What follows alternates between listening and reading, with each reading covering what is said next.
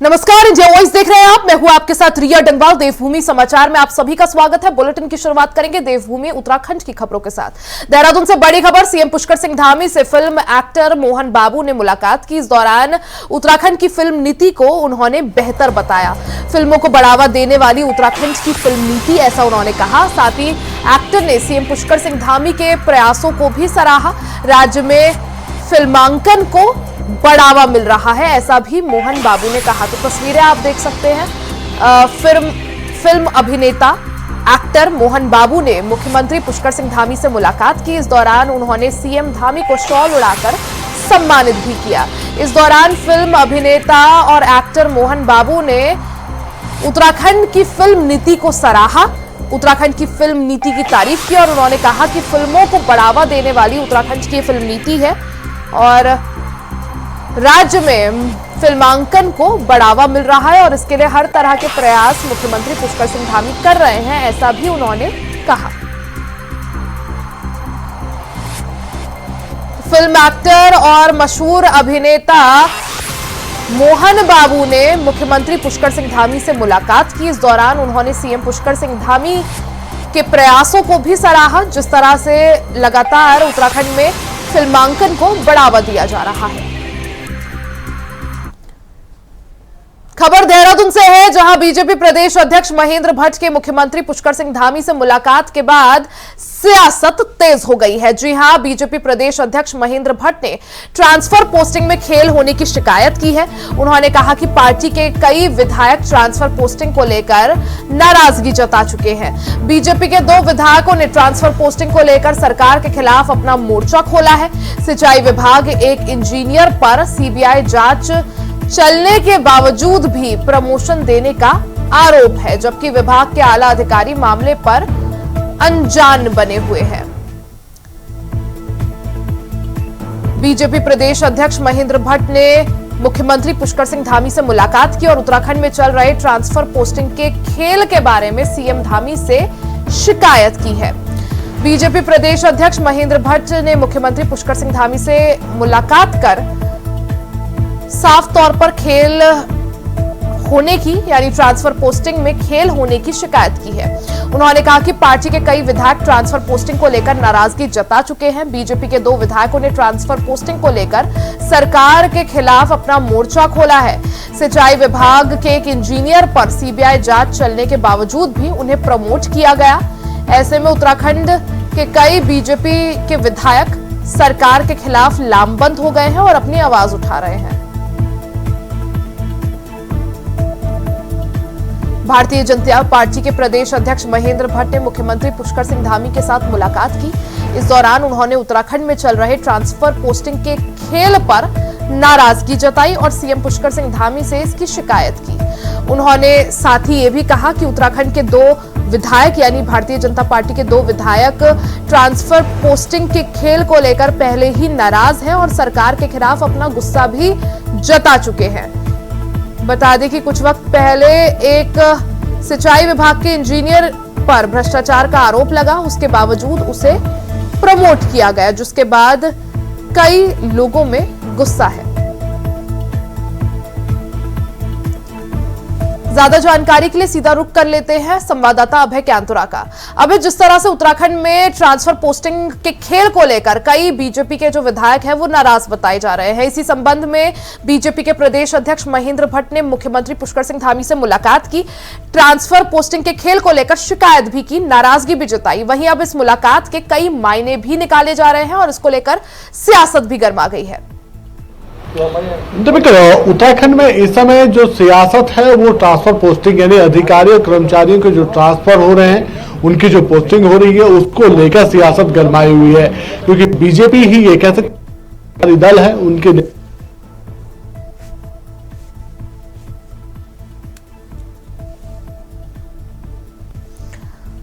तो उत्तराखंड में transfer posting का खेल चल रहा है, जिसको देखते हुए ठीक है, हमारे साथ एक बार फिर से अभय जुड़ गए हैं। अभय, बात पूरी करिए।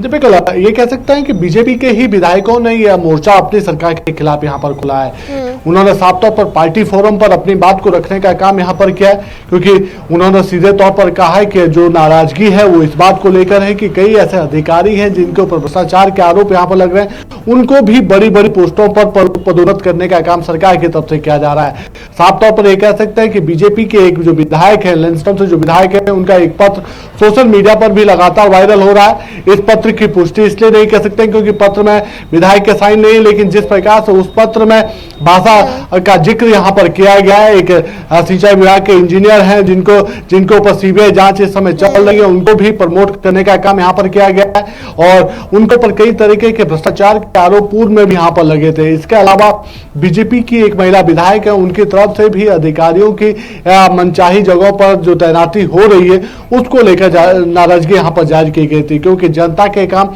अधिकारियों की तरफ से किए नहीं जा रहे हैं। जो विकास की योजनाएं जनपदों में जो संचालित हो रही है, उन योजनाओं को लेकर कई तरीके के आरोप अधिकारियों के ऊपर लग रहे हैं और अधिकारियों की तरफ से उस पर हिता हवाली या ढुलमुल रवैया अपनाने का काम यहाँ पर किया जा रहा है। इसीलिए बीजेपी के विधायकों ने अपनी बात को पार्टी फोरम पर रखने का काम किया था, जिसके बाद बीजेपी प्रदेश अध्यक्ष ने जब मुख्यमंत्री पुष्कर सिंह धामी से मुलाकात की तो उन्होंने इस बात की नाराजगी जरूर सरकार के मुखिया से सामने यहाँ पर रखी है कि जो अधिकारियों की कर्मचारी और अधिकारियों की पोस्टिंग यहाँ पर हो रही है, जो उनके तबादले यहाँ पर हो रहे हैं, उसको लेकर सरकार को संजीदगी के साथ काम यहाँ पर करना चाहिए। ऐसे अधिकारियों पर, कर्मचारियों पर लगाम लगानी चाहिए जो भ्रष्टाचार के आरोपों में लिप्त यहाँ पर पाए गए हैं। और जब से यह बात ये कह सकते हैं कि बीजेपी प्रदेश अध्यक्ष महेंद्र भट्ट और मुख्यमंत्री पुष्कर सिंह धामी की मुलाकात हुई है, तब से ही सियासी गलियारों में जो खबरें वो लगातार गर्म हो रही है कि अपनी ही सरकार की कार्यप्रणाली से अब पार्टी के विधायक नाखुश नजर आ रहे हैं। तो ऐसे में देखना यही होगा कि बीजेपी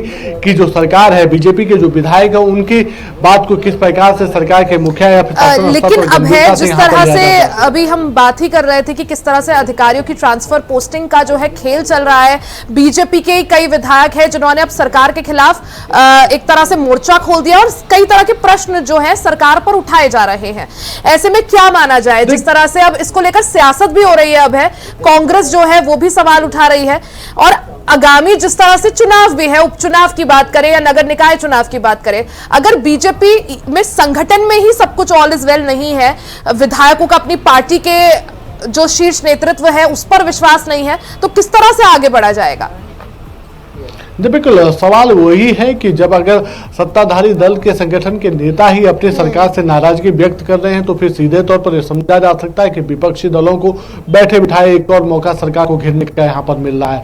और ये प्रदेश में जिस प्रकार से ट्रांसफरों को लेकर राजनीति यहाँ पर होती है, क्योंकि हर वे ये कह सकता है राजनेता अपने मनचाहे व्यक्ति को मनचाही जगह पर पोस्टिंग कराने की तैयारी यहाँ पर करता है, लेकिन उसको लेकर जिस प्रकार से सियासत यहाँ पर होती है, अब उत्तराखंड में जो नया खेल इस समय देखने को मिल रहा है वो अटैचमेंट का भी यहाँ पर देखने को मिलता है। यानी जो कर्मचारी मनचाही जगह पर तैनाती नहीं पा पाता है वो अटैचमेंट को लेकर अपने दूसरी जगह पर जाने की तैयारी यहाँ पर करता है और उसमें भी बड़ी धांधलियां यहाँ पर देखने को मिलती है। कई बार ऐसी शिकायतें भी यहाँ पर मिलने मिलती है जिनकी तरफ से मेडिकल बोर्ड को भी धोखे में रखने का काम यहाँ पर किया जाता है। तो ये कई तरह के आरोप इस समय कह सकते हैं कि इन ट्रांसफर पोस्टिंग को लेकर यहाँ पर चल रहे हैं और बीजेपी के विधायकों ने जो बात यहाँ पर उठाई है उसमें साफ तौर पर यह कहा जा सकता है कि अगर सरकार उस पर संजीदगी के साथ काम नहीं करती है और अधिकारियों कर्मचारियों की जो तैनात ट्रांसफर पोस्टिंग यहाँ पर हो रही है उसमें अगर पारदर्शिता नहीं बरतती है तो फिर आने वाले दिनों में बड़ा गंभीर विषय यहाँ पर हो जाएगा। और बीजेपी के लिए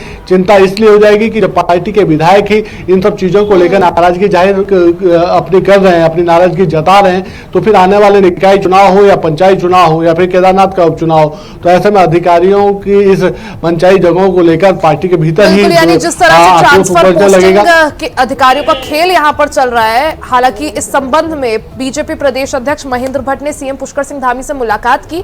मुलाकात के बाद उन्होंने अपनी जो परेशानी है ये सीएम के सामने रखी। हालांकि सीएम अब क्या रुख अपनाते हैं, क्या कुछ उसके खिलाफ किया जाता है, वो देखना अहम होगा। अब बहुत बहुत शुक्रिया जानकारी के लिए। वहीं उत्तराखंड सचिवालय देहरादून में ग्राम्य विकास मंत्री गणेश जोशी की अध्यक्षता में उत्तराखंड राज्य रोजगार गारंटी परिषद की बैठक आयोजित की गई। इस दौरान उन्होंने जरूरी दिशा निर्देश भी दिए। बैठक में मंत्री ने परिषद द्वारा अब तक किए कार्यों की समीक्षा की, साथ ही भविष्य की योजनाओं पर विस्तार से चर्चा भी की। बैठक में मंत्रियों ने निर्देश दिए कि जिला स्तर पर जल्द से जल्द जेई और रोजगार सेवाओं के खाली पदों की नियुक्ति सुनिश्चित की जाए ताकि विकास कार्यों में गति लाई जा सके। इसके साथ ही मेरा गांव मेरी सड़क योजना के मानक निर्धारित करने के भी निर्देश दिए गए हैं। आज रोजगार गारंटी परिषद की बैठक यहाँ पर आहूत की गई थी, जिसमें सभी विभागों के अधिकारीगण और सभी माननीय सदस्य यहाँ पर मौजूद थे। और समीक्षा में ये पाया गया कि केंद्र सरकार की जितनी भी योजनाएं हैं उसके क्रियान्वयन में केंद्र के औसत से हमारा प्रदेश आगे चल रहा है। इसके लिए मैं अपने अधिकारियों को शुभकामनाएं देता हूं, बधाई देता हूं। वहीं जो माननीय सदस्यों के सुझाव आए, हमने उनको समाहित करते हुए निर्देशन जारी कर दिए। जैसे सुझाव आया कि हमारे जो रोजगार सेवक हैं उनके 671 पद रिक्त हैं। हमने सभी जिलों को निश्चित कर दिया है कि उनको जिले के स्तर से उनकी भर्ती की जाए ताकि ये काम शीघ्र हो सके। इसी प्रकार जो जेईज हैं, जो 243 पद खाली हैं, वो भी जिले के स्तर से भरे जाए ताकि काम जल्दी हो सके। इसी प्रकार हमने देखा कि मेरा गांव मेरी सड़क में असमानता है। कई क्षेत्रों में तो सड़कें बर्फ में दे दी गई, कई क्षेत्रों में सड़कें नहीं हैं। इसलिए हम ये तय कर रहे हैं कि हम ब्लॉक वाइज, हमारे यहाँ 95 ब्लॉक हैं, हम ब्लॉक के स्तर पर इन सड़कों का ग्रहण करेंगे। दूसरा, मैंने अधिकारियों को निश्चित किया है। खबर देहरादून से है, जहां खेल एवं युवा कल्याण मंत्री रेखा आर्या ने विधानसभा में राज्य में आयोजित होने वाले 38वें राष्ट्रीय खेलों को लेकर उत्तराखंड ओलंपिक एसोसिएशन और विभिन्न खेल एसोसिएशन के पदाधिकारियों के साथ बैठक की। इस दौरान कई जरूरी फैसले लिए गए। इसके तहत राष्ट्रीय खेलों के लिए खिलाड़ियों का चयन ट्रायल के जरिए किया जाएगा। 26 अक्टूबर से पहला ट्रायल आयोजित होगा, जिसमें राज्य खेलों में अच्छा प्रदर्शन करने वाले खिलाड़ियों को शामिल किया जाएगा। इसके अलावा राज्य के पदक विजेता खिलाड़ियों को दोगुना नगद इनाम राशि भी दी जाएगी। खेल मंत्री रेखा आर्या ने बताया कि इस संबंध में विभाग की ओर से प्रस्ताव तैयार किया गया है। अब आखिरी फैसला वित्त विभाग की ओर से लिया जाएगा।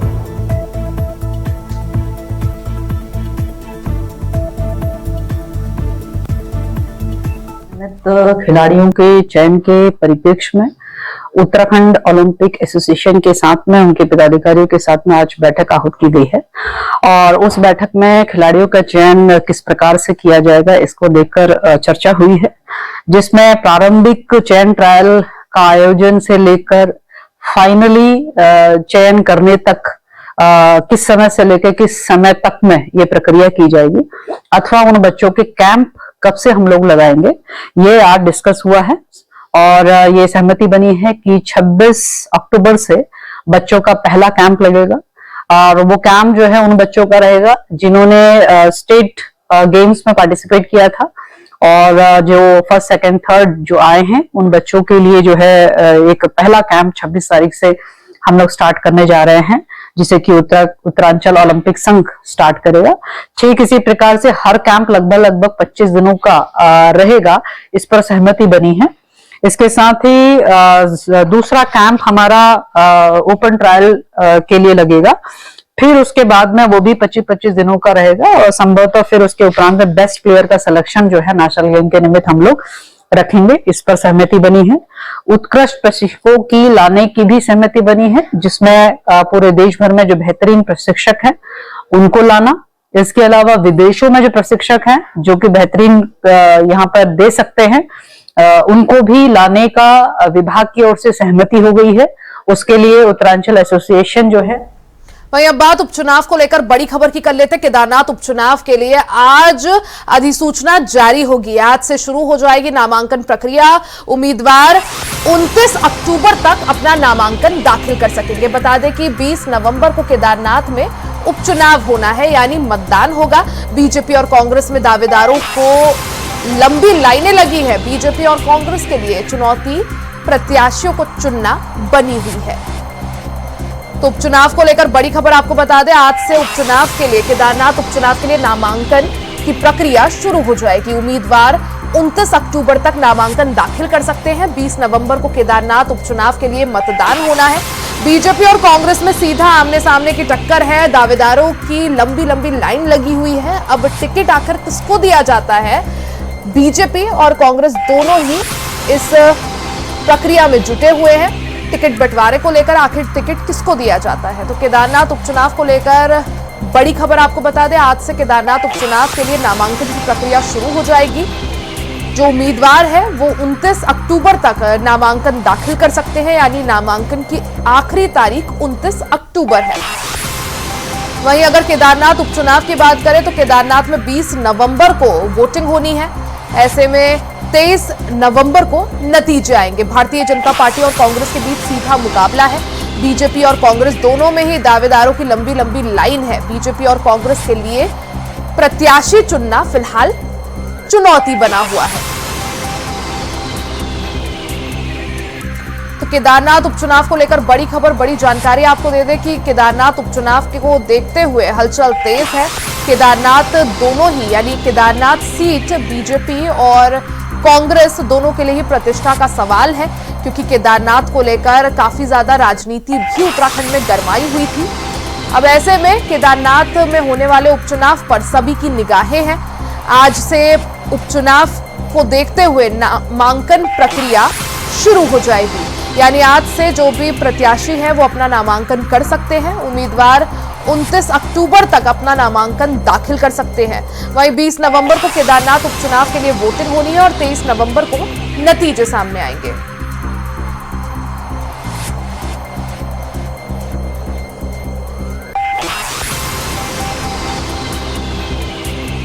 हालांकि केदारनाथ उपचुनाव की बात करें तो कांग्रेस और भारतीय जनता पार्टी दोनों के लिए ही ये चुनाव प्रतिष्ठा का सवाल बना हुआ है।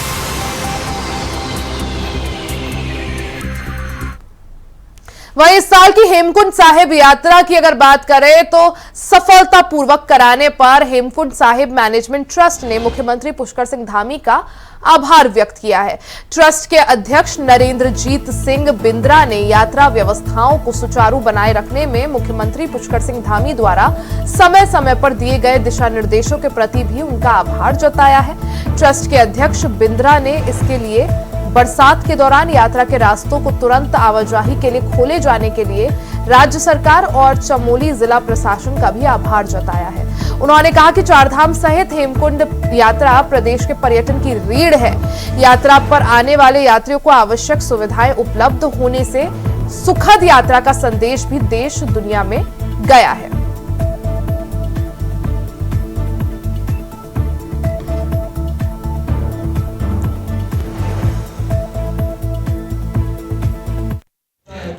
श्री हेमकुंड साहब की यात्रा इस वर्ष 25 मई को प्रारंभ हुई थी, जिसका समापन निर्विघ्न इस वर्ष 10 अक्टूबर को हो गया है। इस वर्ष की यात्रा में राज्य सरकार, खास तौर पे यहाँ के मुख्यमंत्री श्री पुष्कर सिंह धामी जी का ट्रस्ट की ओर से मैं बहुत धन्यवाद करना चाहता हूँ कि इस यात्रा को निर्विघ्न संपन्न कराने में स्टेट गवर्नमेंट का और जिला प्रशासन का मुख्य रूप से हाथ रहा। वक्त बे वक्त पे यात्रा के टाइम पे, स्पेशली जब बरसात का मौसम होता है तो रास्ते टूटते हैं, लेकिन उन रास्तों को तुरंत ठीक करा देना और तुरंत यात्रा की आवाजाही शुरू कर देना, उसकी वजह से यात्रा पे ज्यादा कोई प्रभाव नहीं पड़ा। हालांकि केदारनाथ की यात्रा में विघ्न आया था, लेकिन उसको भी इन्होंने बहुत अच्छे तरीके से हैंडल किया और हमारी बद्रीनाथ और हेमकुंड साहब की यात्रा में तो 1-2 दिन का कहीं पर प्रॉब्लम आई हो, कोई प्रॉब्लम नहीं आई।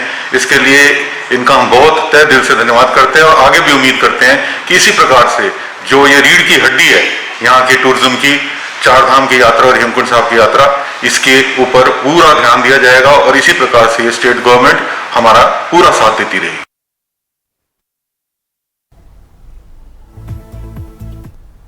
वहीं उत्तराखंड में लव जिहाद, लैंड जिहाद और थूक जिहाद को लेकर लगातार बवाल चल रहा है। प्रदेश सरकार उसको लेकर सख्त नजर आ रही है, तो वहीं कांग्रेस सवाल खड़े कर रही है कि ये सब मामले जो सामने आ रहे हैं ये खुद बीजेपी के ही लोग करवा रहे हैं।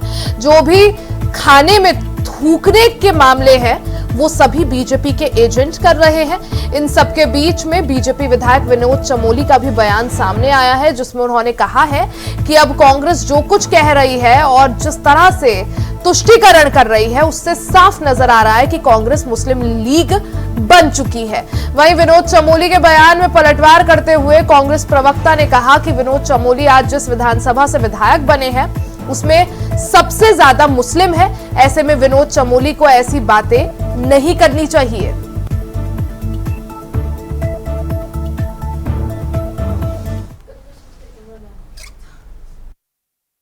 शर्मनाक वक्तव्य है विनोद चमोली जी का, और मुझे लगता है कि उनकी विधानसभा के लोगों को इसका अवलोकन ज्यादा करना चाहिए। ना शुक्र होते हैं विनोद चमोली जैसे लोग, क्योंकि अगर पूरे देहरादून की विधानसभाओं में देखा जाए तो विनोद चमोली जिस विधानसभा का प्रतिनिधित्व करते हैं उस विधानसभा में सबसे ज्यादा अल्पसंख्यक हैं। यानी कि आज अगर वो विधायक की कुर्सी पर बैठे हैं तो अपने विधानसभा के उसमें वो लोग भी होंगे जिन्होंने इनके लिए वोट किया होगा। और आप जिस तरह से जहर उगलने का काम कर रहे हैं कांग्रेस पार्टी के लिए, कांग्रेस पार्टी तो सर्वधर्म समभाव में यकीन रखती है, वो तो वसुधैव कुटुंबकम में यकीन रखती है। इसमें कहने और सुनने के लिए कोई दो राय हो ही नहीं सकती। हम तो खुद कहते हैं कि हम इंसानियत को तरजीह देते हैं, हम धर्मवाद, जातिवाद और क्षेत्रवाद में नहीं पड़ते। लेकिन विनोद चमोली को खुद आत्मावलोकन करना होगा अपने बयान का कि जिन लोगों की वजह से वो आज सिरमौर बन के बैठे हैं धर्मपुर विधानसभा का, उन्हीं लोगों पर किस तरह से आप कुठाराघात कर। वहीं थूक जिहाद के मामले पर प्रदेश में मिलने के बाद पुलिस प्रशासन भी अब एक्शन मोड में आ गई है, जिसे लेकर उत्तराखंड के डीजीपी अभिनव कुमार ने सभी रेस्टोरेंट्स और ढाबों में सीसीटीवी कैमरे लगाने और सत्यापन कराने के निर्देश दिए हैं।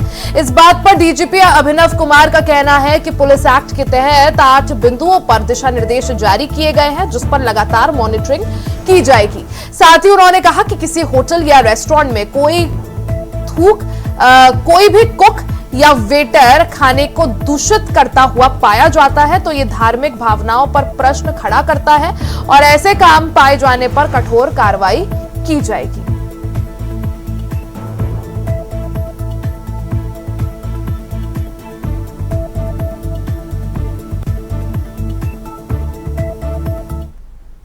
किसी अनजान व्यक्ति से या कोई अगर किसी होटल या रेस्टोरेंट में काम करने वाला कोई कुक है, कोई वेटर है, वो किसी खाने को मतलब जानबूझ के प्रदूषित कर रहा है तो फिर यहाँ पे लोगों की भावनाओं का भी, धार्मिक भावनाओं का भी और अदरवाइज भी भावनाओं का प्रश्न खड़ा होता है। तो इसको देखते हुए हमने पुलिस एक्ट और हमारा जो नई जो भारतीय न्याय संहिता जो इस वर्ष 1 जुलाई से लागू हुई है, इसमें जो भी सुसंगत प्रावधान थे उनके तहत हमने 8 बिंदुओं पर दिशा निर्देश जारी किए हैं और इसकी अब हम लोग लगातार मॉनिटरिंग करेंगे। और मैं बस आपके चैनल्स के माध्यम से भी आपके सभी दर्शकों को, विशेष रूप से सभी होटल, रेस्टोरेंट, ढाबों के मालिकों को जरूर अपील करना चाहूंगा कि इस बिंदु पर विशेष रूप से ध्यान दें और ये सीधे सीधे हमारे आने वाले, यहाँ पे पधारने वाले सभी लोगों की आस्था और उनकी हाइजीन और उनकी सेफ्टी से जुड़ा हुआ विषय है। देवभूमि समाचार में फिलहाल के लिए सिर्फ इतना ही। खबरों का सिलसिला जारी रहेगा, बने रहे हमारे साथ।